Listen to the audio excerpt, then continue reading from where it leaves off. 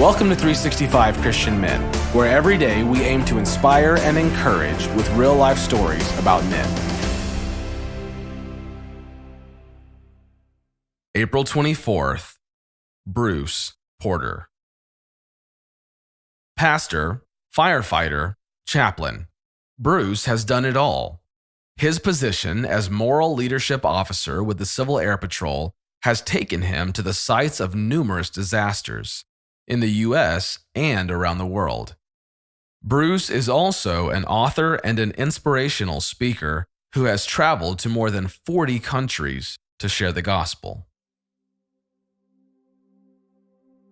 Ignore big questions and faith crumbles. Wrestle hard with God and faith grows. In the foothills of the Rocky Mountains, Bruce Porter stared at the vast starry heavens, a sob stuck in his throat. He built a campfire in his backyard and sat next to it. Lord, you're going to have to explain these things to me because I don't get it.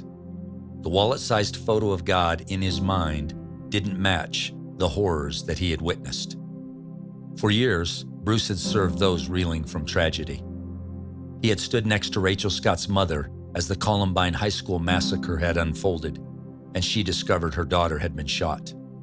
He had wept with firefighters at Ground Zero as they searched for the living among the rubble caused by the terrorists on 9/11.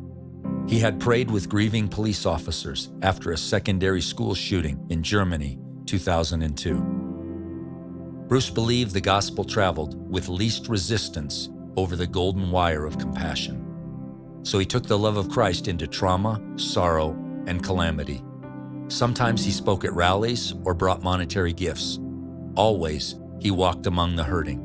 He listened, prayed, showed them they were not alone. But Bruce's recent trip to Russia destroyed him. He had seen little bloody handprints around the school walls, put there by children who had tried to jump out of windows to escape the terror.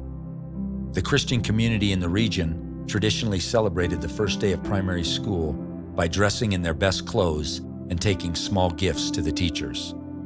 But this horrific day, September 1st, 2004, Chechen Islamic terrorists in full military gear roared into the school lot and took more than 1,000 children, parents, and teachers captive.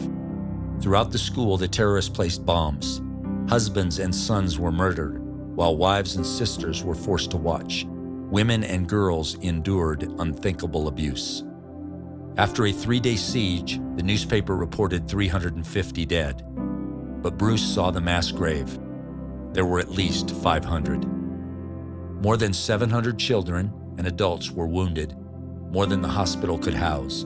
To assess the wounds and prioritize medical care, the wounded were placed on the grass outside and sprayed with garden hoses. Bruce had walked among the traumatized community, bringing aid, comfort, and his tears. But now, back home, the memories assaulted Bruce, memories he couldn't share. If he told anyone but God, he would wound as he had been wounded. But Bruce couldn't ignore his questions. For faith to survive, he had to find solid footing.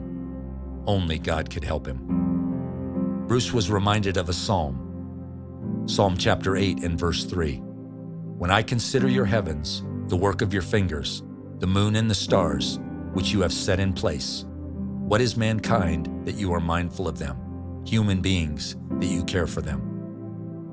The stars were his cathedral. Here he would be brutally honest. Bruce was offended at God and figured he should tell God right away. As with human relationships, it was better to keep a short account. Bruce sobbed his pain. Why is there evil? He cried. He talked with God about the horrors he could tell no one else. Spewed frustration, anger. If God was good and God was love, why did he allow little kids to be slaughtered, imploding buildings to crush people, or young Rachel to be brutally murdered? He couldn't reconcile it. The honesty brought tremendous healing. Bruce had several sessions next to that campfire. God helped him process pain, anger, and questions. And God showed him when he needed to rest from serving and when he was ready to continue. Eventually, Bruce found peace in the belief that nothing happened in the universe that surprised God. Nothing happened that God could not redeem. While God did not author sin, he had a purpose in everything. Bruce couldn't control anything. God was the ultimate authority. Trusting God is in control of the world became Bruce's way to live without fear. What hard questions do you need to wrestle through with God? Ignore big questions and faith crumbles. Wrestle hard with God and your faith will grow.